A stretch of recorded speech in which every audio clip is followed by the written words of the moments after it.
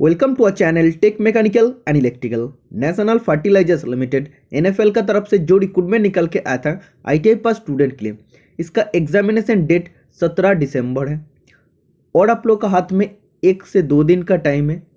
मैं आप लोग को बोला था लास्ट 4 डेज का प्रिपरेशन करने के लिए टोटल 350 से 400 क्वेश्चन मैं प्रोवाइड करूँगा।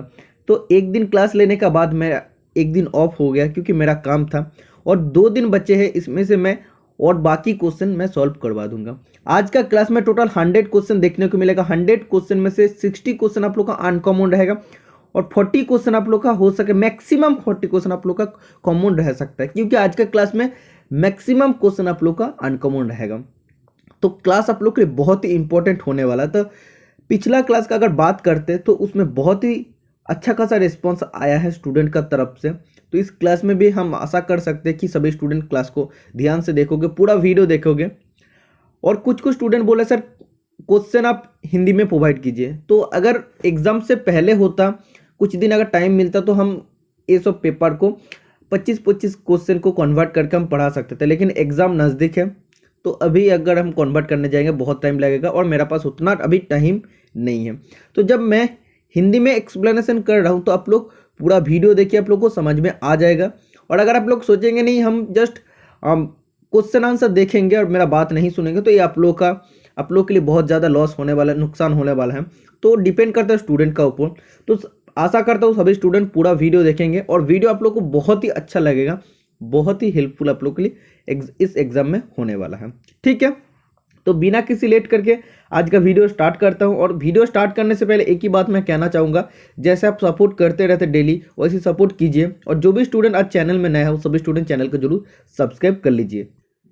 तो 109 नंबर का क्वेश्चन से आज का क्लास स्टार्ट हो रहा है।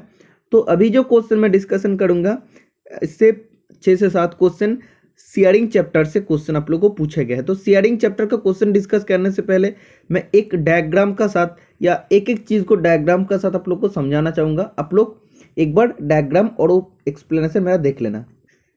सबसे पहले आता है स्लिटिंग। तो स्लिटिंग क्या होता है शेयरिंग ऑपरेशन में? तो शेयरिंग भी आप लोग को जानना लेना चाहिए क्या होता है। मतलब जो सीट मेटल होता है उसको हेवी फोर्स दे के अगर हम लोग उसको अलग करते हैं, मतलब उसको सेपरेट करते हैं, तो वो जो प्रोसेस होता है उसको शेयरिंग प्रोसेस कहते हैं। सीट मेटल है उसको कटने का जरूरत है, उसको पार्टिंग करने के लिए हम लोग क्या करते हैं, हेवी फोर्स का इस्तेमाल करते हैं। उसके बाद क्या हो जाए तो दोनों वो जो सीट मेटल था वो दोनों पार्ट में डिवाइड हो जाता है। ओके, तो उसमें से आता है स्लिटिंग। स्लिटिंग होता है cutting straight line in the seat metal. जो सीट रहता है तो सीट मेटल में अगर हम लोग स्ट्रेट लाइन काटते हैं तो उसको बोलते हैं slitting. No scrap metal is produce, इसमें कोई भी स्क्रैप मेटल प्रोड्यूस नहीं होता। तो आप लोग को डायग्राम देख के पता चल जाएगा। इस टाइप का एक सीट होता है, इसमें हम एक स्ट्रेट लाइन कट दिए हैं। तो स्क्रैप मेटल क्यों नहीं होता? क्योंकि हम कट दिए जो है जो जहाँ पे हम कटे हैं ऊपर में वैसे अटैच हुआ है, जस्ट हम लोग स्ट्रेट लाइन को एक कटे हैं। ठीक है, तो इस ऑपरेशन को क्या कहते हैं? स्लिटिंग कहते हैं। ओके, अगर नॉचिंग का बात करते हैं तो नॉचिंग होता है punching the edges of a sheet forming a notch in the shape of the portion of the punch. आप लोग जानते हैं पंचिंग मतलब क्या होता है? पंच का मदद से हम लोग क्या करते हैं, सीट मेटल में होल बनाते हैं। तो बोले punching the edge of a sheet, sheet metal का एज में हम लोग पंचिंग करते हैं। और क्या होता है, जो भी आप देख सकते हैं सीट मेटल का एज है, एज में क्या कर दिया हम, पंचिंग कर दिए। और जो भी पंच का शेप होगा इस टाइप का हो जाएगा। और ये आधा आधा का, ये बीच में हम लोग नहीं करते।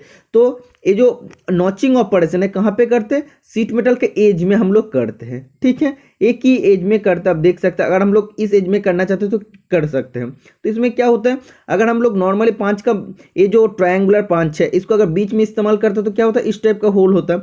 लेकिन हम लोग एज में किए इसीलिए क्या होगा, इस टाइप का हो गया है। ओके, तो हम लोग एज में जो पंचिंग करते हैं उस ऑपरेशन को बोलते हैं नॉचिंग। नेक्स्ट आता है लेंसिंग। लेंसिंग में क्या होता है, creating a partial cut in the seat metal. हम लोग पूरा काटते नहीं है, उसको आधा काटते हैं। पार्शियल मतलब आधा काटते हैं हम लोग, so that no material is remove, क्योंकि उसमें से कोई मटेरियल रिमूव नहीं होना चाहिए। The material is left attach to be bent and form a shape such as tab, vent और लवर। तो हम लोग क्या करते हैं, जो आधा उसको कटे हैं तो वो सीट मेटल का साथ ही रहते हैं और उसको हम लोग बेंट कर देते हैं। किस फॉर्म में बेंट करते हैं? टैब या वेंट या लवर का फॉर्म। तो टैब ए होता है, वेंट ए होता है, लवर ए होता है, इस टाइप का फॉर्म में हम लोग उसको बना देते हैं। मतलब हम लोग उसको पूरा काट के निकाल नहीं देते और इसमें कोई भी क्या होता है स्क्रैप मटेरियल नहीं होता है। और एक क्या होता है जस्ट अटैच होता है, तो हम लोग उसको बेंट करके टैब वेंट या लवर का शेप में बना देते हैं। ओके, और आता है पार्टिंग। पार्टिंग में क्या होता है? पार्टिंग नाम सुन के आप लोगों को समझ में आ रहा है कि दोनों पार्ट कर देते हैं। Separating a part from the remaining sheet by punching away the material between parts. ठीक है, तो ये सीट मेटल था, इसको हम लोग काट के दोनों पार्ट में करते, तो पार्टिंग हो रहा है। ओके, तो ये था मिनिमम ऑपरेशन। और भी कुछ है, मैं आप लोगों को दिखा देता हूं। तो अब देख सकते हैं परफोरेटिंग क्या होता है। पिछला क्लास में मैं डिस्कशन कर दिया हूं। Punching A number of holes in A seat. एक सीट मेटल में अगर हम लोग नंबर ऑफ होल बनाते, बहुत सारा होल बनाते थे, उस ऑपरेशन को बोलते हैं परफोरेटिंग। होल का साइज कितना हो सकता है? 1 मिलीमीटर से 75 मिलीमीटर के बीच में हो सकता है। पार्टिंग क्या है वो भी मैं बता दिया हूँ। Sharing the seat into 2 or more pieces. Notching क्या है?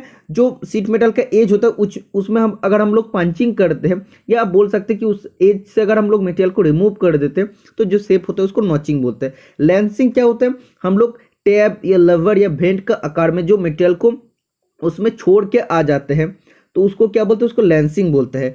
स्लिटिंग क्या होता है? जस्ट स्ट्रेट लाइन हम लोग करते हैं। कैसे करते हैं? ये पेयर ऑफ सर्कुलर ब्लेड का मदद से हम लोग उसको करते हैं। ओके, और एक ऑपरेशन होता है निबलिंग, जिससे बहुत बार एग्जाम में क्वेश्चन पूछे जाता है। In nibbling a machine called a nibbler. जो निबलिंग ऑपरेशन होता है, जो मशीन से हम लोग करते हैं उसको निबलर कहते हैं। इसमें क्या होता है? Small straight punch up and down rapidly into a die.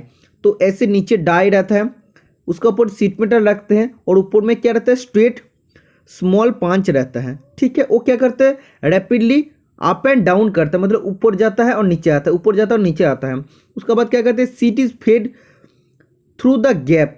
तो गैप कहाँ पे होता है? जो पांच होता है और ये जो डाई होता है उसका बीच में गैप होता है, उसमें हम लोग क्या देते हैं? सीट मेटल को, उसको आगे हम लोग बढ़ाते हैं। और क्या होता है? वो ऐसे अप डाउन जल्दी जल्दी होते रहता है, मतलब वो जल्दी जल्दी होल बनाते रहते हैं। और many overlapping holes are made. बहुत ज़्यादा ओवरलैप वाला होल बना देते हैं, मतलब एक होल दूसरा होल के साथ ओवरलैप हो जाता है। ओके, क्योंकि आप लोग जानते हैं डाई और पांच की मदद से हम लोग क्या करते हैं? सीट मेटल में होल बना सकते हैं। समझ में आ गया ना? इसका बाद में आज का क्लास का क्वेश्चन डिस्कस करना स्टार्ट करता हूँ। तो अभी आप लोग पहला क्वेश्चन देख सकते हैं। Removing the pieces from the edge in shearing operation is known as. बोला है शेयरिंग ऑपरेशन में कोई भी सीट मेटल का एज से अगर हम लोग कोई भी पीस को रिमूव कर देते हैं, सोचो ऐसे सर्कुलर पीस को रिमूव किया, ट्रायंगुलर पार्ट को या स्क्वायर पार्ट को रिमूव किया, तो इस ऑपरेशन को क्या कहते हैं? नॉचिंग ऑपरेशन कहते हैं। क्योंकि मैं आप लोग को पहले ही क्लियर कर दूं कि सीट मेटल का एज से हम लोग मटेरियल को रिमूव करते हैं। Okay, next question number 110। Leaving a tab without removing any material is known as. इस क्वेश्चन का भी डिस्कशन मैं अभी आप लोगों का साथ कर दिया हूँ। तो इसमें क्या बोला है? शेयरिंग में एक ऐसा ऑपरेशन है जिसमें कोई भी मटेरियल रिमूव नहीं होता है, लेकिन सीट मेटल में हम लोग कटने के बाद एक टैब का आकार में मटेरियल को छोड़ देते हैं। टैब या वेंट या लवर के आकार में मटेरियल को छोड़ देते हैं। इसको क्या बोलते हैं? इस ऑपरेशन को बोलते हैं लेंसिंग ऑपरेशन। ओके, तो इसीलिए मैं आप लोग को सबसे पहले फैक्ट समझाया हूँ ड्राइंग का साथ। डायग्राम अगर आप लोग को समझ में नहीं आता तो इस क्वेश्चन का डिस्कशन करने का कोई मतलब नहीं होता। देखो अभी एग्जाम नज़दीक है, इसीलिए मैं उतना भी ज़्यादा इस एक्सप्लेनेशन नहीं कर पा रहा हूँ, क्योंकि आप सभी स्टूडेंट जानते हैं जो क्लास में मैं एक्सप्लेनेशन करता हूँ बहुत ही ज़्यादा एक्सप्लेनेशन करता हूँ ईच एंड एवरी क्वेश्चन का। तो अभी जितना हो सके एग्जाम से पहले उतना ही मैं डिस्कशन करूँगा, क्योंकि आप लोग को ज़्यादा टाइम वेस्ट करने का नहीं है, लेकिन आप लोग को फैक्ट भी समझ में आना चाहिए। इसीलिए मैं डिस्कशन भी कम करता हूँ और क्वेश्चन भी ज़्यादा डिस्कस करने का कोशिश करता हूँ। Okay, next question number 111। Moving a small straight punch up and down rapidly into a die is done by a process known as. तो मैं अभी आप लोग को बता दिया हूँ। तो इसमें क्या होता है? जो निबलर मशीन होता है उसमें पंच रहता है और डाई रहता है। ओके, डाई सोचो इस टाइप का है। इसका अंदर हम लोग क्या फेड करते हैं? इसके अंदर हम लोग सीट मेटल को दे देते हैं और इस जो स्ट्रेट स्मॉल पंच रहता है वो जल्दी जल्दी रैपिडली, मतलब कि जल्दी जल्दी अप एंड डाउन करता है और बहुत ज़्यादा ओवरलैपिंग होल बना देते हैं। इस ऑपरेशन को क्या कहते हैं? निबलिंग कहते हैं और इस मशीन को निबलर कहते हैं। Next question number 112। As the thickness of sheet is increased the clearance needed will also. जब सीट मेटल का थिकनेस बढ़ेगा तो क्लियरेंस कितना जरूरी होता है, कितना होता है, तो क्लियरेंस भी बढ़ता है। ये होता है डायरेक्टली प्रोपोर्शनल टू। ठीक है, तो आप लोगों को सबसे पहले जानना चाहिए कि thickness of sheet is directly proportional to clearance. Okay, बहुत ही इंपॉर्टेंट क्वेश्चन है। और एक क्वेश्चन आएगा, thickness of sheet is indirectly proportional to punch force. ठीक है, तो मैं अभी आप लोग का साथ डिस्कशन करने वाला हूँ। Next question number 113, bevelling is particularly suitable for shearing of. तो बीवेलिंग कब करना चाहिए शेयरिंग ऑपरेशन में? जब थिक ब्लैंक होता है या थिक पार्ट होता है, उसको जब भी शेयरिंग करने का जरूरत होता है तब बीवेलिंग करने का हम लोग को जरूरत पड़ता है। तो थिक ब्लैंक में बीवेलिंग करना पड़ता है। Next question number 114, which one of the following is a type of die. इनमें से कौन सा डाई का टाइप है? तो कौन सा डाई का टाइप है? सिंपल डाई भी होता है, प्रोग्रेसिव डाई भी होता है, कंपाउंड डाई भी होता है, और एक डाई होता है कॉम्बिनेशन डाई भी होता है।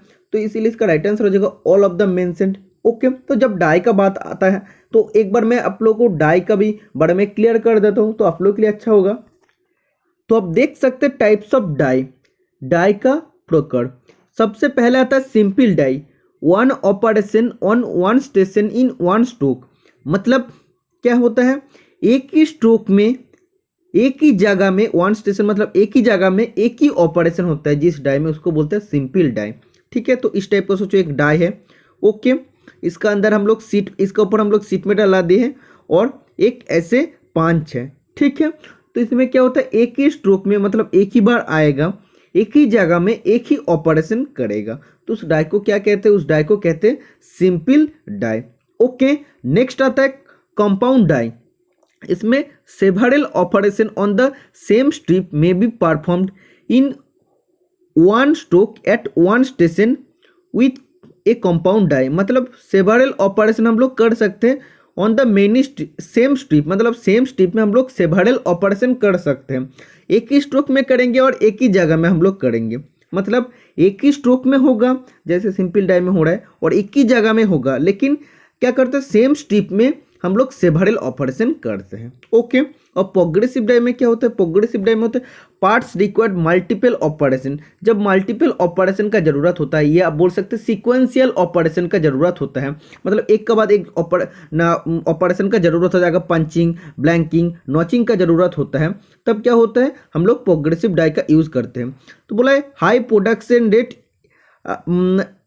इन प्रोग्रेसिव डाई, मतलब हम लोग इसका मदद से जल्दी जल्दी प्रोडक्शन भी कर सकते हैं क्योंकि ये सीक्वेंशियल होता है और ये प्रोग्रेसिव भी होता है, जल्दी जल्दी हम लोग एक के बाद एक मल्टीपल ऑपरेशन कर सकते हैं। तो multiple operation punching, blanking, notching, piercing हम लोग किसमें कर सकते हैं? प्रोग्रेसिव डाई में।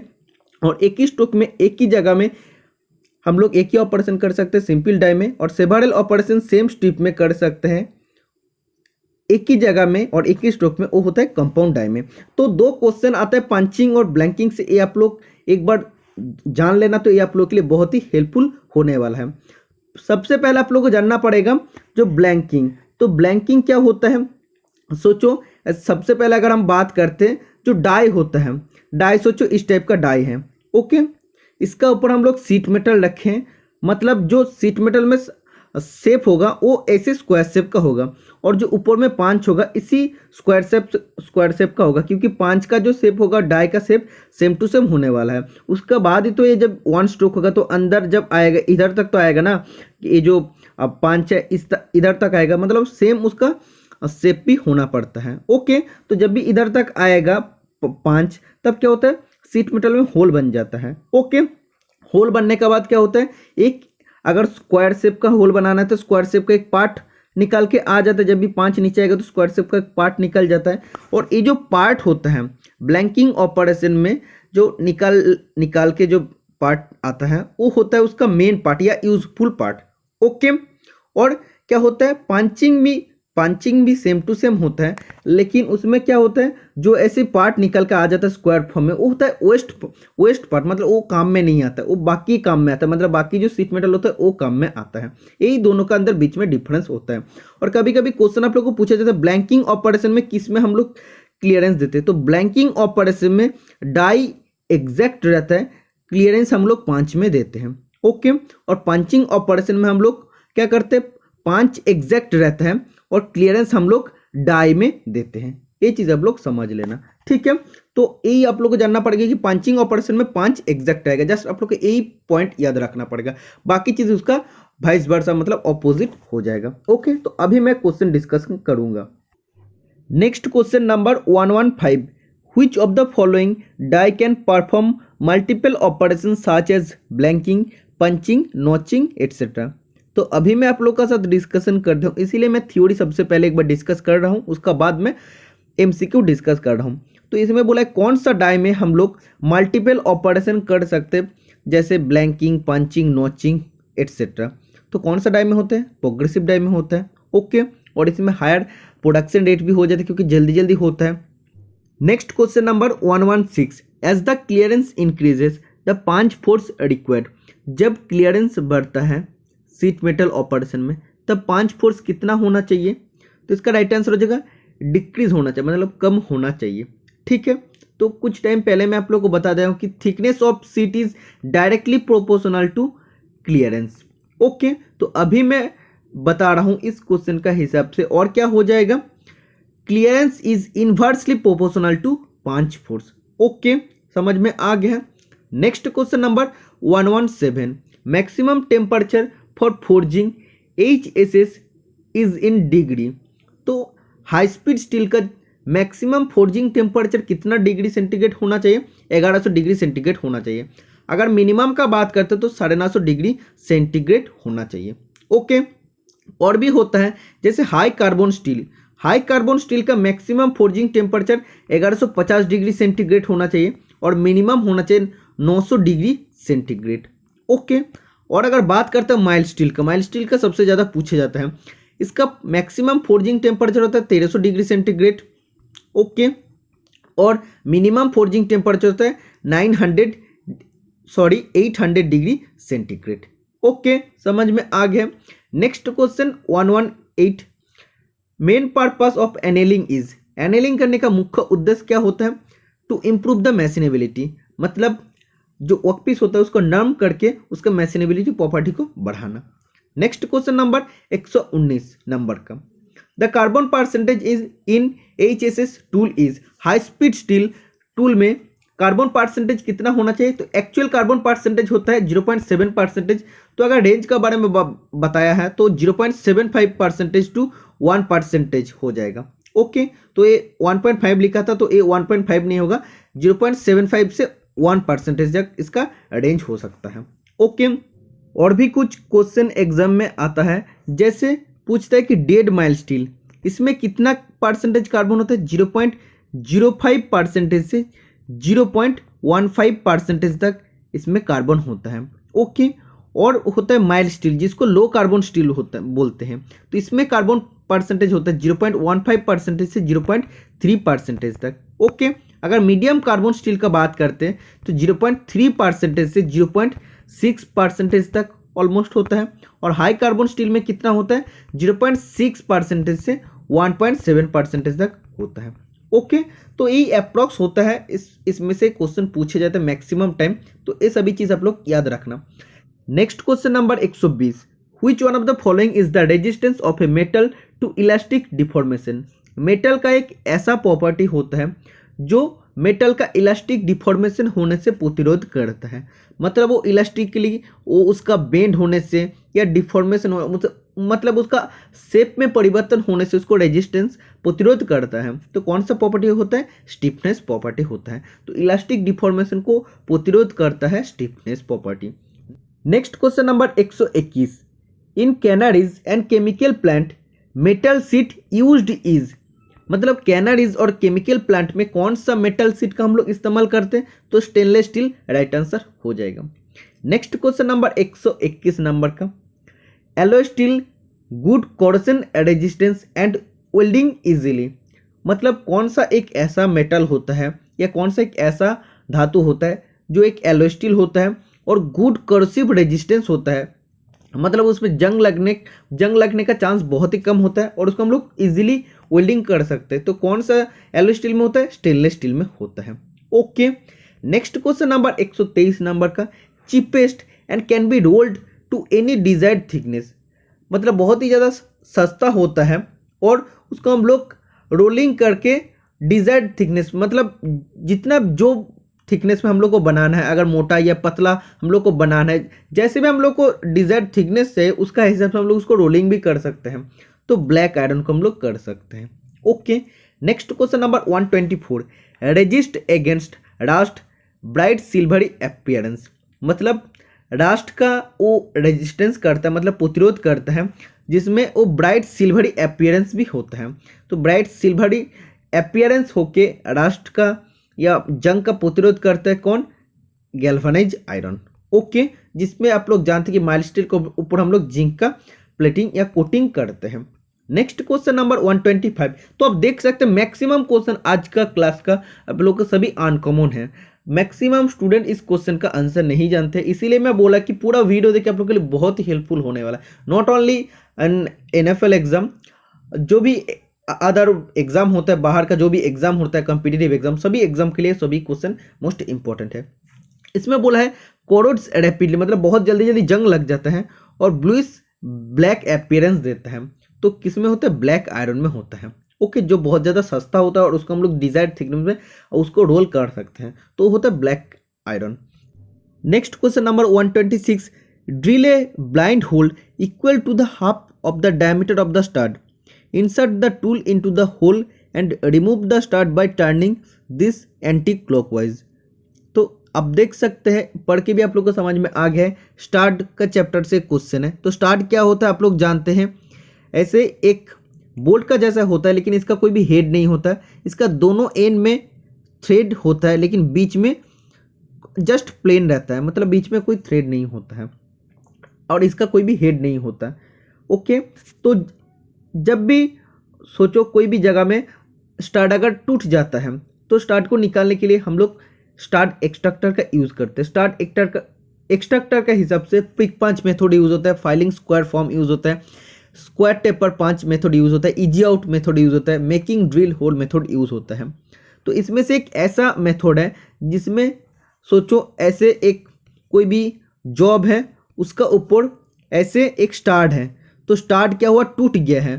तो इसको निकालने के लिए जॉब का अंदर भी स्टार्ट है, तो इस स्टार्ट को निकालने के लिए हम लोग क्या करते हैं? सबसे पहले हम लोग एक ब्लाइंड होल बनाते हैं ड्रिलिंग करके। ब्लाइंड होल मतलब क्या है? इसका जो फुल डेप्थ है, फुल डेप्थ तक हम लोग उसको होल नहीं बनाते हैं, आधा डेप्थ तक सोचिए इसका होल बना दिए हैं। और होल का डायमीटर कितना होता है? जो स्टार्ट का डायमीटर होता है उसका हाफ होता है। स्टार्ट का डायमीटर तो इतना होता है, तो होल जो बनाएंगे हम लोग ड्रिलिंग करके, उसका मतलब स्टार्ट का डायमीटर का आधा हम लोग होल बनाते हैं। उसका बाद क्या करते हैं?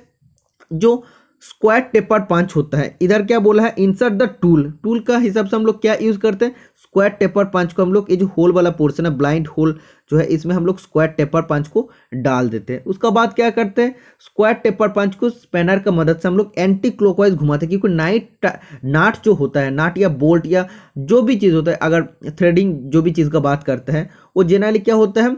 राइट हैंड में होता है। तो राइट हैंड में क्या होता है? लॉक होता है या क्लॉकवाइज लॉक होता है। तो उसको अनलॉक करने के लिए हम लोग क्या करते हैं? उसको हम लोग एंटी क्लॉकवाइज घुमाते हैं। तो इसीलिए स्क्वायर टेपर पंच को उसका अंदर ब्लाइंड होल में डाल के हम लोग उसको स्पैनर देके एंटी क्लॉकवाइज घुमाते हैं। जब भी एंटी क्लॉकवाइज इससे घुमाएंगे तो ये क्या होगा? ये जो स्टार्ट वाला पोर्शन है, धीरे धीरे वो अंदर से बाहर निकलते निकलते ऊपर आ जाएगा। ओके, तो ये जो मेथड होता है, ये स्क्वायर टेपर पंच मेथड होता है। तो क्वेश्चन में आपको यही पूछा गया था कि ये कौन सा मेथड में होता है? तो स्क्वायर टेपर पंच मेथड में होता है। ओके, समझ में आ गया fact. Next question number 127, if the start is broken near to the surface, employ this method to remove the start. अगर सोचो ऐसे कोई भी जॉब है, तो इसका सरफेस में, अगर इस सरफेस में अगर स्टार्ट टूट जाएगा, तो उसको निकालने के लिए हम लोग कौन सा मेथड यूज करते हैं? प्रिक पंच मेथड यूज करते हैं। ओके, तो प्रिक पंच मेथड यूज करके क्या करते हैं? सोचो ऐसे स्टार्ट है, तो इसको हम लोग एक प्रिक पंच लेते हैं और एक हैमर लेते हैं, और उसको मतलब उसको थोड़ा सा हैमरिंग कर करके उसको एंटी क्लॉकवाइज घुमाने का कोशिश करते हो। एंटी क्लॉकवाइज जब भी घुमाएंगे, वो तो थ्रेडिंग पोर्शन है, तो थ्रेडिंग में एंटी क्लॉकवाइज घुमाते घुमाते ऊपर तरफ आ जाएगा। तो ये चीज़ आपको याद रखना पड़ेगा, नियर टू द सरफेस, मतलब सरफेस का जब भी नज़दीक स्टार्ट टूट जाता है, तब हम लोग प्रिक पंच मेथड का यूज़ करते हैं। समझ में आ गया। Next question number 128, when a stud is broken a little above the surface, मतलब जब स्टाड सरफेस का थोड़ा सा ऊपर में वो टूट जाता है तब हम लोग कौन सा मेथड यूज करते हैं स्टाड को निकालने के लिए। तो एक्चुअली आप लोग को देखना पड़ेगा, इस टाइप का एक वर्कपीस है, सोचो तो इसका ऊपर अगर ऐसे स्टाड है, मतलब सरफेस का थोड़ा ऊपर टूट गया है, तो इसका निकालने के लिए हम लोग कौन सा मेथड फॉलो करते हैं। इसका राइट आंसर हो जाएगा फाइलिंग स्क्वायर फॉर्म, मतलब स्क्वायर फॉर्म बनाते हैं हम लोग फाइलिंग करके, उसका बाद हम लोग स्टार्ट को निकालते हैं। लेकिन ऑप्शन में या इस आंसर की में दिया है मेकिंग ड्रिल होल, तो एक गलत आंसर है। इसका राइट आंसर एक्चुअली हो जाएगा filing square form, a very नहीं स्क्वायर फॉर्म हो जाएगा, टाइपिंग मिस्टेक है। ठीक है, तो सोचो ऐसे वर्कपीस है, तो सरफेस का थ्रो ऊपर अगर ये टूट जाता है स्टार्ट, तो उसको निकालने के लिए हम लोग क्या करते हैं, उसको निकालने के लिए हम लोग फाइलिंग स्क्वायर फॉर्म सबसे पहले ये जो स्टार्ट है तो उसका तो थ्रेडिंग पोर्शन हो, तो उसको हम लोग फाइलिंग करके स्क्वायर टाइप का बना देते हैं। स्क्वायर टाइप का बना के हम लोग क्या करते हैं, इसको हम लोग जब भी स्क्वायर टाइप का बना देते हैं इसको हम लोग स्पैनर देके एंटी क्लॉकवाइज घुमाते हैं। एंटी क्लॉकवाइज घुमाने के बाद वो धीरे धीरे ऊपर आ जाता है और स्टार्ट निकाल के बाहर आ जाता है। समझ में आ गया है। तो जब भी बोलेगा कि सरफेस का थोड़ा ऊपर स्टार्ट टूट गया है तब उसको निकालने के लिए फाइलिंग स्क्वायर फॉर्म हम लोग यूज करते हैं। Next question number 129, to extract the broken start a special tool is employed in this method, मतलब टूटे हुआ स्टार्ट को निकालने के लिए एक स्पेशल टूल का हम लोग इस्तेमाल करते हैं। तो कौन सा मेथड में हम लोग करते हैं, तो इसका राइट आंसर हो जाएगा इजी आउट मेथड में हम लोग करते हैं। तो इजी आउट मेथड में हम लोग एक हैंड टूल का यूज करते हैं जो देखने में सिमिलर टेपर रिमार के जैसा होता है, टेपर रिमार के जैसा देखने में होता है। और क्या होता है, इसमें लेफ्ट हैंड स्पाइरल होता है, लेफ्ट हैंड स्पाइरल होता है और ये 5 सेट में अवेलेबल होता है। ओके, सबसे पहले हम लोग क्या करते हैं, इसमें हम लोग होल बनाते हैं। ये जो आप सोचिए कि ऐसे एक वर्कपीस है, इसका अंदर अगर स्टार्ट टूट गया है तो स्टार्ट टूट गया, इसको निकालने के लिए सबसे पहले हम लोग होल बनाते हैं। होल में क्या करते हैं, होल में हम लोग ये जो टूल है टेपर रिमार है इसको हम लोग डाल देते हैं। तो डाल के हम लोग क्या करते हैं, उसको हम लोग धीरे धीरे उसका अंदर थोड़ा सा डालते हैं। डालने के बाद टेप रेंच का मदद से, क्योंकि इसका जो एंड पोर्शन होता है स्क्वायर शेप का होता है, क्योंकि आप लोग जानते हैं टेपर रिमार का जो ऊपर वाला पोर्शन होता है टैंग होता है स्क्वायर शेप का होता है। तो स्क्वायर शेप में जब भी होता है तो हम लोग टैप रेंज उसको होल्ड करके उसको एंटी क्लॉकवाइज घुमाते हैं। जब भी एंटी क्लॉकवाइज घूमेगा तो स्टार्ट तो धीरे धीरे निकल के आ जाएगा। तो इसमें एक स्पेशल टूल हम लोग यूज़ कर रहे हैं ना, जो टेपर रिमार का जैसा देखने में होता है और इसमें लेफ्ट हैंड स्पाइरल होता है। तो इसीलिए इसमें क्या बोला है, इसमें एक स्पेशल टूल का हम लोग इस्तेमाल किए, तो ये इजी आउट मेथड में होता है। नेक्स्ट क्वेश्चन नंबर 130, इसमें आपको बोला है file the producing start into square form and remove it, मतलब स्टार्ट निकालने के लिए एक ऐसा प्रोसेस होता है जिसमें हम लोग स्क्वायर फॉर्म बना देते हैं स्टार्ट को, उसका बाद हम लोग निकालते हैं। तो वो तो आप लोग को मैं पहले ही बता दूं कि फाइलिंग स्क्वायर फॉर्म हो जाएगा, ये मेथड में होता है। Next question number 131, ammonium chloride is used as a flux for soldering, कौन सा चीज़ का सोल्डरिंग करते टाइम अमोनियम क्लोराइड को हम लोग फ्लेक्स का हिसाब से यूज़ करते हैं। तो इसका राइट आंसर हो जाएगा स्टील का। ठीक है, अगर स्टेनलेस स्टील का बात करते हैं तो स्टेनलेस स्टील का सोल्डरिंग करने के लिए फ्लेक्स का हिसाब से हम लोग हाइड्रोजन क्लोराइड, एमोनियम क्लोराइड और जिंक क्लोराइड का मिक्स करके जो मिक्सर बनता है या सोल्यूशन या मिक्सर बनता है, तो उसका हम लोग यूज़ करते हैं as a flux. Okay, next question number 132, soldering of MS sheet takes place at the temperature of, मतलब माइल्ड स्टील शीट मेटल का सोल्डरिंग करने के लिए टेम्परेचर कितना होना चाहिए, तो टेम्परेचर होना चाहिए 250 डिग्री सेंटीग्रेड।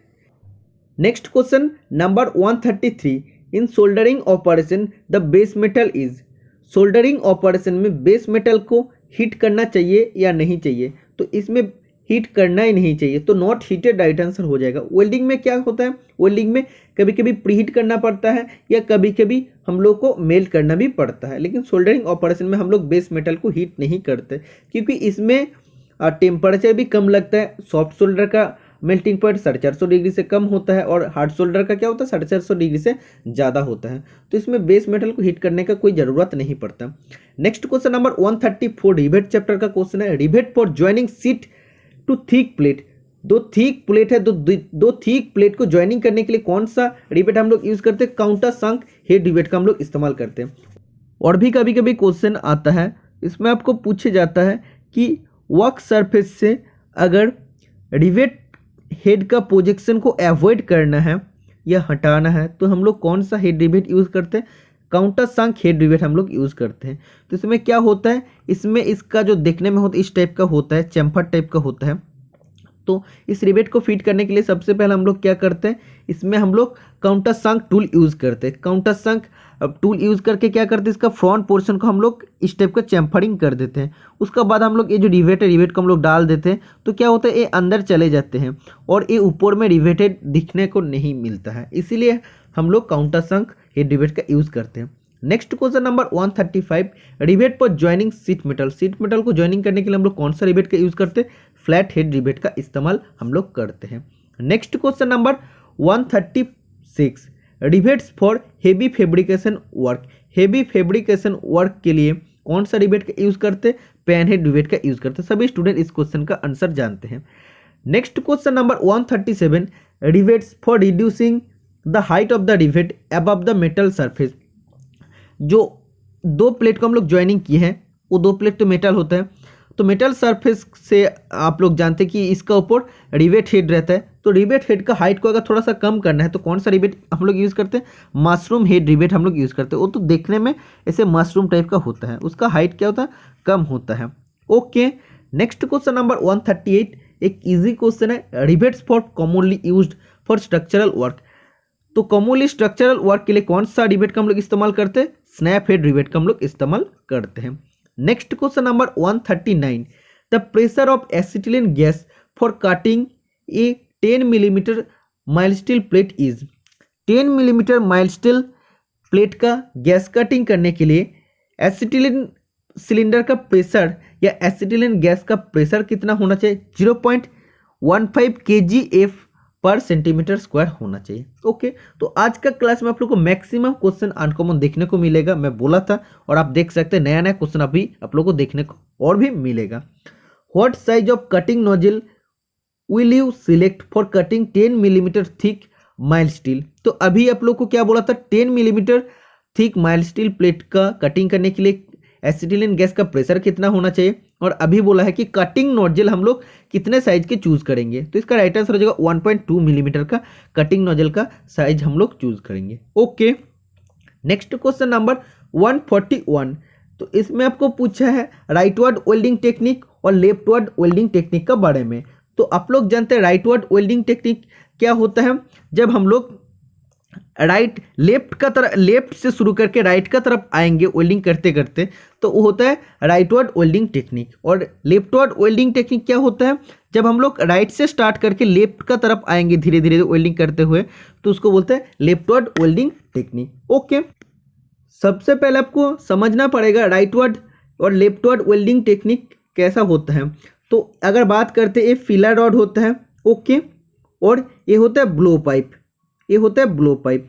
ओके, तो इस टाइप का सेम टू सेम होता है, और ये होता है, आप बोल सकते दोनों प्लेट को आप लोग ज्वाइनिंग कर रहे हैं। ओके, तो वेल्डिंग कर रहे हैं आप लोग।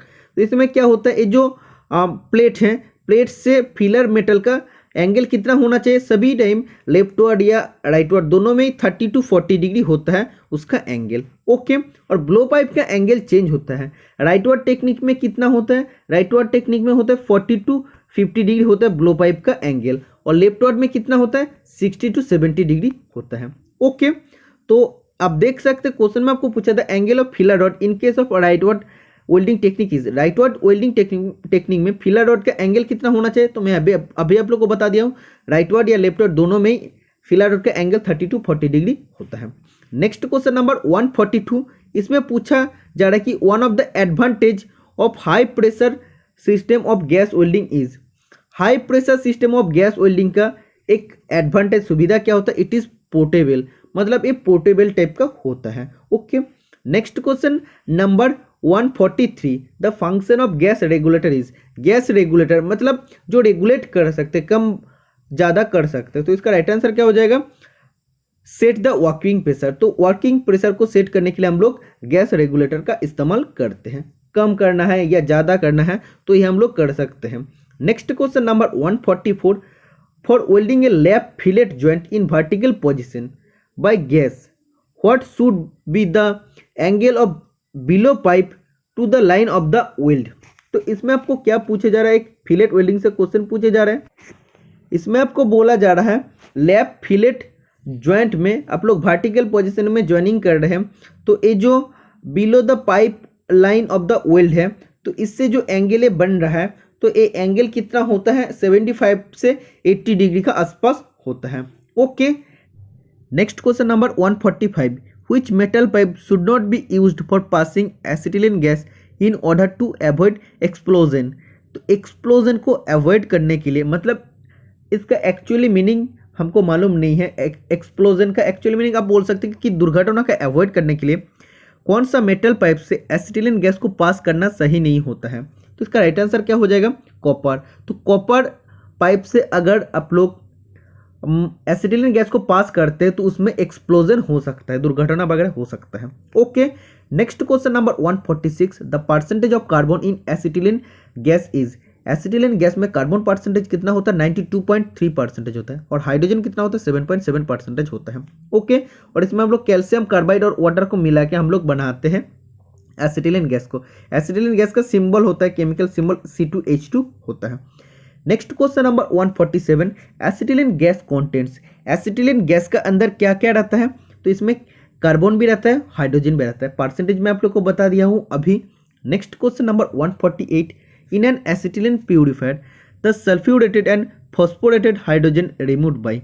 तो एसिटिलीन प्यूरिफायर में हम लोग सल्फ्यूरेटेड और फॉस्फोरेटेड हाइड्रोजन को कैसे रिमूव करते हैं, प्यूरिफाइंग केमिकल से हम लोग रिमूव कर सकते हैं। समझ में आ गया।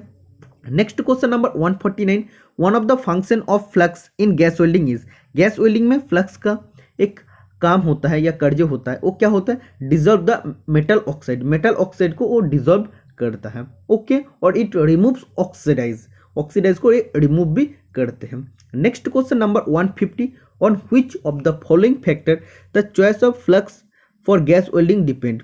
मतलब कौन सा फैक्टर के ऊपर फ्लक्स का, गैस वेल्डिंग में फ्लक्स का चूज करना डिपेंड करता है। तो कौन सा मटेरियल को हम लोग ज्वाइनिंग करने जा रहे हैं उसका ऊपर डिपेंड करता है कि कौन सा फ्लक्स यूज होगा, क्योंकि ये सोल्डरिंग में भी होता है अलग अलग, जैसे स्टेनलेस स्टील के लिए अलग, स्टील के लिए अलग फ्लक्स यूज होता है, कॉपर ब्रास सीट के लिए अलग अलग सीट यूज होता है। ओके, तो कौन सा मटेरियल को हम लोग ज्वाइनिंग करने जा रहे हैं उसका ऊपर डिपेंड करता है कि हम लोगों का फ्लक्स कौन सा हम लोग को लेना चाहिए। Okay, next question number 151, the divergence allowance required for gas welding a 300 mm long copper butt joint।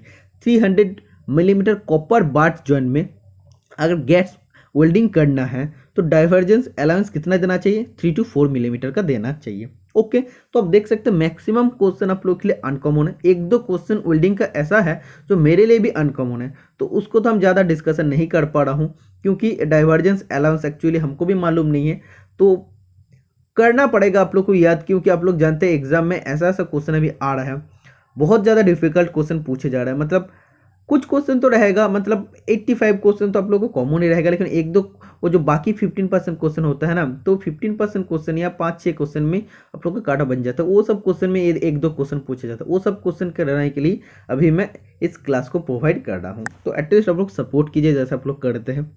152 नंबर का question, the type of edge preparation done for gas welding ये 4 millimetre thick copper butt joint. 4 millimetre thick copper butt joint का अगर gas welding करना है या gas welding का दौरान अगर 4 मिलीमीटर कॉपर बाट ज्वाइंट हम लोग को बनाना है तो एज प्रिपरेशन किस शेप का होना चाहिए, सिंगल वी शेप का होना चाहिए। ओके, जैसे आप लोग जानते हैं सिंगल वी बेल होता है, सिंगल वी डबल वी होता है, स्क्वायर होता है, तो ये आप लोग को बोला है 4 मिलीमीटर थिक जब कॉपर का बाट ज्वाइंट हम लोग को बनाना है गैस वेल्डिंग करके, तब हम लोग को सिंगल भी शेप का एज प्रिपरेशन करना चाहिए। Next question number 153, the size of nozzle use to gas weld 3.5 millimetre thick aluminium butt joint is. 3.15 millimetre thick aluminium butt joint का गैस वेल्डिंग करने के लिए नोजल का साइज कितना होना चाहिए, 5 मिलीमीटर होना चाहिए। Okay, next question number 154, what is the value of preheating temperature for gas welding of aluminum। Aluminium का गैस वेल्डिंग करने के लिए प्रीहीटिंग टेम्परेचर कितना होना चाहिए? प्रीहीटिंग टेम्परेचर होना चाहिए 150 से 180 डिग्री सेंटीग्रेड। मतलब वेल्डिंग करने से पहले मेटल को हीट करने के लिए जो हम लोग टेम्परेचर देते हैं तो वो प्रीहीटिंग टेम्परेचर होता है। Next question number 155, name the tool use to make and finish the leak proof joint of a pipe tee joint. Pipe tee joint में अगर फिनिश और लीक प्रूफ जॉइंट बनाना है तो कौन सा टूल का हम लोग यूज़ करते हैं? तो आप सभी स्टूडेंट जानते हैं ग्रूवर का हम लोग यूज़ करते हैं। ग्रूवर का यूज़ करके हम लोग क्या करते हैं, एक हैंड टूल होता है, इसका मतलब हम लोग क्लोज कर सकते हैं और लॉक द सीम्स। मतलब जो भी जॉइंट होता है उसको अगर अच्छे से क्लोज करना होता है और उसको अच्छे से लॉक करना होता है तब हम लोग यूज़ करते हैं ग्रूवर का। इससे पहले भी मैं आप लोगों के साथ डिस्कशन कर दिया हूँ। Next question number 156, the angle of V group of a single V butt joint for cast iron welding is. Cast iron welding में जो हम लोग सिंगल वी बाट जॉइंट करते हैं उसमें जो वी ग्रुप होता है, वी ग्रुप का एंगल कितना होता है? वी ग्रुप का एंगल 90 डिग्री होता है। Next question 157, SMAW welding shielded metal arc welding is classified under the process of. तो SMAW मतलब आप लोग जानते हैं टी वेल्डिंग, मी वेल्डिंग, और इसका बारे में एक डिटेल्स वीडियो में मेरा चैनल में अपलोड कर दिया हूँ। अगर आप लोग देखना चाहते हैं एक ही वीडियो में सभी चीज़ आप लोग का क्लियर हो जाएगा तो आप लोग देख सकते हो। इस वीडियो का लिंक मैं आज का वीडियो का डिस्क्रिप्शन बॉक्स में प्रोवाइड कर दूंगा। तो SMAW वेल्डिंग कौन सा वेल्डिंग का अंदर आता है? इलेक्ट्रिक आर्क वेल्डिंग का अंदर आता है। Electric arc welding right answer हो जाएगा। Next question number 158, how to specify the size of an electrode holder. Electrode holder का साइज हम लोग कैसे स्पेसिफाई करते हैं? इसका करंट कैरिंग कैपेसिटी के ऊपर डिपेंड करते हैं। ये कितना करंट कैरी कर सकता है उसका ऊपर इलेक्ट्रोड होल्डर का साइज डिपेंड करता है। Next question, the current set for a 3.1 millimetre medium coated mild steel electrode is. 3.15 millimetre का medium coated mild steel electrode जो होता है उसका करंट सेटअप कितना होता है? 90 to 120 एम्पियर होना चाहिए। ओके, क्योंकि आप लोग जानते हैं इसका एक चार्ट आता है जिसमें इलेक्ट्रोड साइज इन मिलीमीटर में रहता है और करंट रेंज इन एम्पियर में होता है। उसमें अगर बात करते हैं 1.6 मिलीमीटर का इलेक्ट्रोड अगर साइज होता है तो उसका करंट कैरिंग कैपेसिटी कितना होता है? 40 to 60 एम्पियर होता है। अगर 2.5 मिलीमीटर का होता है तब उसका करंट कैरिंग कैपेसिटी होता है 50 to 80 एम्पियर। ओके, अगर साइज 3.1615 इसमें बोला है या 3.2 होता है, क्योंकि 3.15 का आप लोग 3.2 लिख सकते हैं, तो इतना साइज का अगर इलेक्ट्रोड है तो उसका करंट कैरिंग कैपेसिटी 90 एम्पियर से 120 एम्पियर का बीच में होगा। अगर 4 मिलीमीटर का होगा साइज तब 120 से 170 होगा। अगर 5 मिलीमीटर का होगा तब 130 से 270 होगा। और 6 मिलीमीटर अगर इलेक्ट्रोड का साइज होगा तब 300 एम्पियर से 400 एम्पियर का बीच में उसका करंट कैरिंग कैपेसिटी, या बोल सकते हैं कि उसका करंट सेट हम लोग कर सकते हैं, उसका करंट रेंज उतना होता है। ओके, नेक्स्ट क्वेश्चन नंबर 160, ये long arc is used in. Long arc कहाँ पे यूज होता है? प्लग या स्लॉट वेल्डिंग में यूज होता है। तो अब सबसे पहले जानना चाहिए आर्क लेंथ क्या होता है। आर्क लेंथ 3 टाइप का होता है, नॉर्मल, लॉन्ग और शॉर्ट आर्क लेंथ होता है। तो आर्क लेंथ मतलब क्या होता है? जो जॉब सरफेस में आप वेल्डिंग कर रहे हैं तो उससे जो इलेक्ट्रोड का टिप होता है उसका जो डिस्टेंस होता है, मतलब ये जो जॉब सरफेस है इससे इलेक्ट्रोड का टिप का जो बीच में डिस्टेंस होता है इसको बोलते हैं आर्क लेंथ। ओके, तो 3 टाइप का होता है। 3 टाइप का सबसे पहले था नॉर्मल। नॉर्मल आर्क लेंथ कितना होना चाहिए? नॉर्मल आर्क लेंथ मतलब ये जो जॉब सरफेस और इलेक्ट्रोड टिप का डिस्टेंस है इसका बीच में डिस्टेंस अगर इलेक्ट्रोड का कोर वायर का डायमीटर का साथ इक्वल होता है, मतलब इलेक्ट्रोड का तो कोर वायर होता है उसका डायमीटर का साथ अगर इसका जो आर्क लेंथ है ये अगर ये जो डिस्टेंस है इक्वल होता है तो उसको बोलते हैं नॉर्मल आर्क लेंथ। ओके, और सेम टू सेम अगर लॉन्ग आर्क लेंथ मतलब क्या होता है? ये जो डिस्टेंस है और ये डिस्टेंस अगर इलेक्ट्रोड का कोर वायर का डायमीटर से ज़्यादा होता है तो वो होता है लॉन्ग आर्क लेंथ। और अगर ये जो डिस्टेंस है टिप से जॉब सरफेस का, ये डिस्टेंस अगर इलेक्ट्रोड का कोर वायर का डायमीटर से कम हो तो उसको शॉर्ट आर्क लेंथ कहते हैं। ओके, इसमें आपको क्या पूछा है? लॉन्ग आर्क पूछा है। तो लॉन्ग आर्क क्या होता है? लॉन्ग आर्क मैं आप लोग को बता दिया हूँ, सेम टू सेम होता है। Next question number 161, if the travel speed of electrode is high. अगर इलेक्ट्रोड का ट्रेवल स्पीड हाई होता है, which type of weld defect will you get on T fillet joint. Joint, T fillet joint में जब हम लोग welding करते हैं तब अगर इलेक्ट्रोड का स्पीड ज़्यादा हाई हो जाता है तो क्या होता है, उसमें होता है लैक ऑफ रूट पेनिट्रेशन। अगर आप लोग ज़्यादा स्पीड में देंगे तो रूट में जितना मेटल जाना चाहिए उतना वो अंदर तक नहीं जाता है, तो lack of root penetration right answer हो जाएगा। नेक्स्ट क्वेश्चन नंबर 162, एक क्वेश्चन पूछे जाते हैं, अगर हाई एक्सेसिव करंट होता है या हाई करंट होता है उसमें क्या डिफेक्ट होता है, स्पैटर ज़्यादा होता है। ये चीज़ आप लोग याद रखना, बहुत बार एग्जाम में पूछे गए हैं। Next question number 163, which one of the following is used in oxy arc cutting process. Oxy arc बोला है, ऑक्सी एसिटिलीन नहीं बोला है, तो ऑक्सी आर्क कटिंग प्रोसेस में कौन सा इलेक्ट्रोड हम लोग यूज करते हैं, फ्लक्स कोटेड ट्यूबुलर इलेक्ट्रोड हम लोग यूज करते हैं। Next question number 164, the electrode holder in A carbon arc cutting equipment is made up of. मतलब कार्बन आर्क कटिंग इक्विपमेंट में जो इलेक्ट्रोड होल्डर होता है वो किस मटेरियल से बनता है, एल्यूमिनियम से बनता है। Next question number 165, the tapered shank drill are held on the machine by means of. मतलब टेपर्ड शैंक ड्रिल मशीन में कैसे होल्ड होता है, तो स्लिप से इसको हम लोग अटकाते हैं। Next question number 166, drill chucks are fitted on the machine spindle by means of. तो एक बार टेपर्ड शैंक ड्रिल का बात की है और एक बार ड्रिल चक, मतलब ये पैरेलल शैंक ड्रिल का बात की है, तो हम लोग कैसे फिट करते हैं, आर बार में हम लोग फिट करते हैं। Next question number 167, the most taper provided on drill ranges between. तो ड्रिल रेंजेस जब भी पूछेगा ओनली ड्रिल का पूछेगा तब MT1 से MT5 हो जाएगा। ओके, नेक्स्ट क्वेश्चन नंबर 68, ये drift is used for. Drift का इस्तेमाल हम लोग क्यों करते हैं, तो आप सभी स्टूडेंट जानते हैं, removing the drill from the machine spindle. तो कौन सा ड्रिल होता है, टेपर्ड शैंक ड्रिल होता है।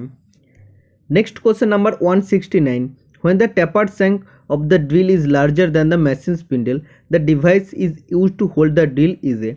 तो आप सभी स्टूडेंट जानते हैं, पिछला क्लास में मैं डिस्कशन कर दिया हूँ, जब टेपर्ड शैंक ड्रिल का साइज मशीन स्पिंडल से बड़ा होता है तब मशीन स्पिंडल में उसको अटकाने के लिए हम लोग एक डिवाइस यूज़ करते हैं जिसको टेपर्ड सॉकेट बोलते हैं। और ऐसे पूछा जाता है कि टेपर्ड शैंक ड्रिल अगर साइज में स्मॉल होता है मशीन स्पिंडल से तब उसको अटकाने के लिए कौन सा डिवाइस यूज़ करते हैं, तब स्लिप राइट आंसर हो जाएगा। Okay, next question number 170, the process of enlarging the end of a hole for accommodating socket head screw.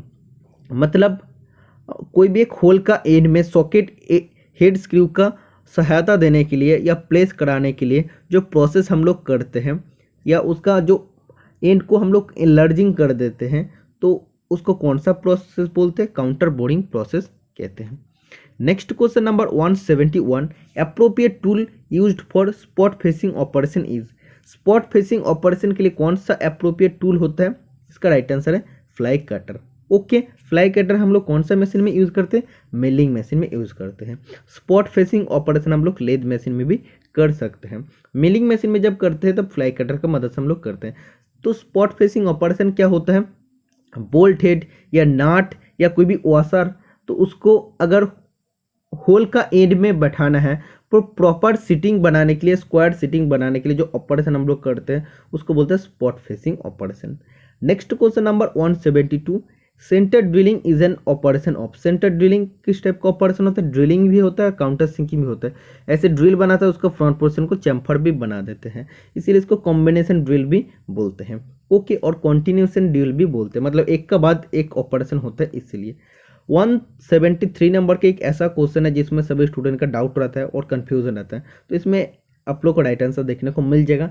A short trimmer with an axial hole used with an arbor और mandrel is called. Mandrel क्या होता है आप लोग जानते हैं, lathe में mandrill होता है जिसमें 1:2000 रेशियो में टेपर रहता है। ओके, तो एक शॉर्ट ऐसा रिमर होता है जिसमें एक एक्सियल होल रहता है। होल में क्या होता है, हम लोग आर्बर नहीं तो मैंड्रिल को लगाते हैं, उसका बाद क्या करते हैं, उसको हम लोग ऑपरेशन कर सकते हैं। तो वो जो रिमर होता है उस रिमर को क्या कहते हैं, चेकिंग रिमर कहते हैं। ओके, तो आप देख सकते हैं इस टाइप का ये होता है। Next question number 174, which one of the following machine reamer is used to correct the misalignment between the reamer axis and the work axis। तो वर्क एक्सिस और रिमर एक्सिस के बीच में अगर मिस अलाइनमेंट हो जाता है, क्योंकि दोनों का एक एक्सिस में जाना चाहिए, तो वो अगर मिस अलाइनमेंट हो जाता तो उसको करेक्ट करने के लिए कौन सा मशीन डीमार्क का हम लोग इस्तेमाल करते हैं? फ्लोटिंग ब्लेड मशीन डीमार्क का हम लोग इस्तेमाल करते हैं।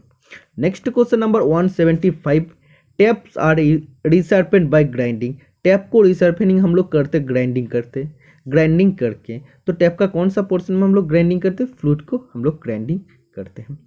176 नंबर का जो क्वेश्चन है, इसमें मेट्रिक कोर्स थ्रेड का बात किया, 50 कुछ नहीं है। तो इसमें बोला है मेट्रिक कोर्स थ्रेड को अगर हम लोग ऐसे लिखते हैं तो इसमें 12 का मतलब क्या होता है? 12 का मतलब होता है मेजर डायमीटर, एम का मतलब होता है मेट्रिक और 1.25 का मतलब होता है pitch of thread. Okay, next question number 177। तो इसमें कुछ समझ में नहीं आ रहा क्योंकि 3 लेट mm पिच, तो इस क्वेश्चन में थोड़ा सा मिस्टेक है। नेक्स्ट क्वेश्चन में चले जाते हैं। तो इसमें भी आप देख सकते हैं आपको जो बोला है, तो इसमें एक्चुअली प्रॉपर आंसर क्या है ये भी समझ में नहीं आ रहा है। तो 15 मिलीमीटर पिच या 1.5 ये भी समझ में नहीं आया। नेक्स्ट क्वेश्चन में आगे बढ़ते हैं। जब भी लेथ का क्वेश्चन आएगा ड्राइवर ड्रिवेन गियर से, लेथ का कैलकुलेशन भी मैं सिखा दूंगा आप सभी को।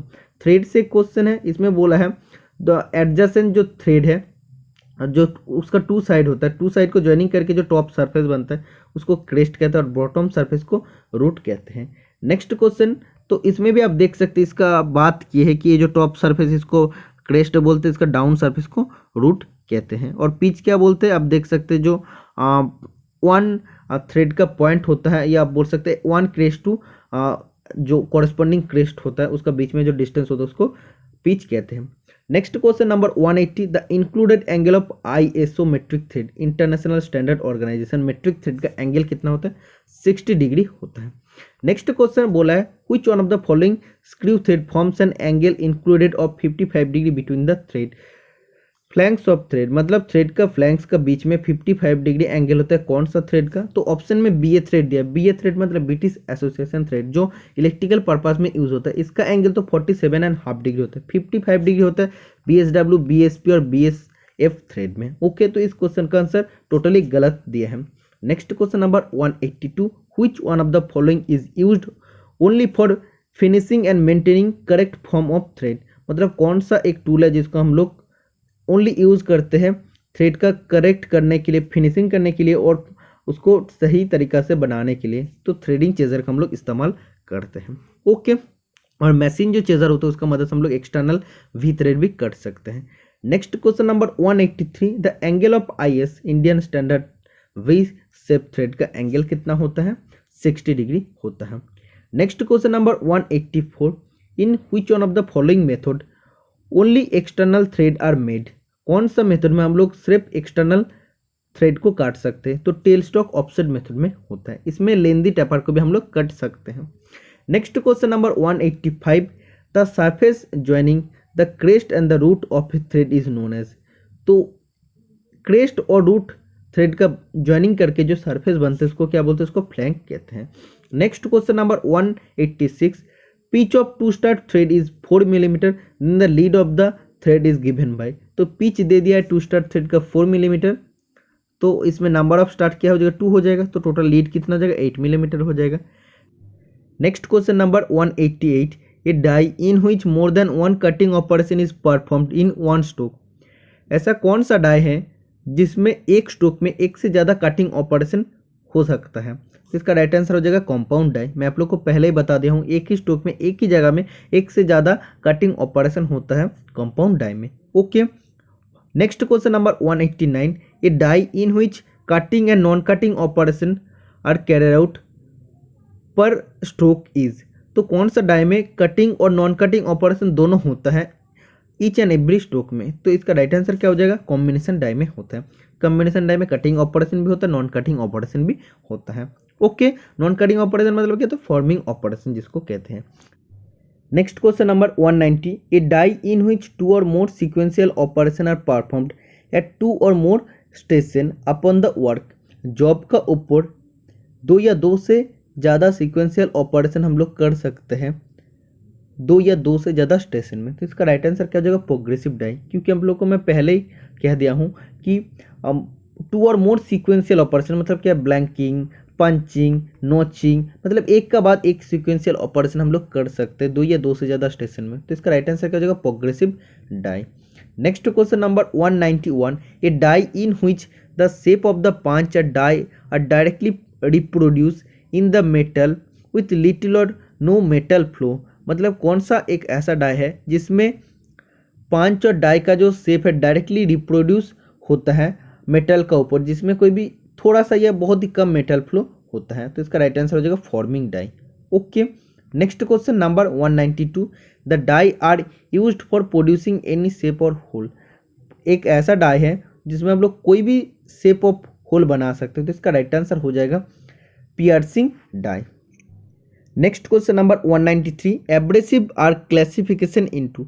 एब्रेसिव को हम लोग कितने भागों में बांटते हैं? तो 2 टाइप का होता है, एक होता है नेचुरल एब्रेसिव, दूसरा होता है आर्टिफिशियल एब्रेसिव या मैन्युफैक्चर्ड एब्रेसिव। नेचुरल एब्रेसिव के अंदर क्या होता है?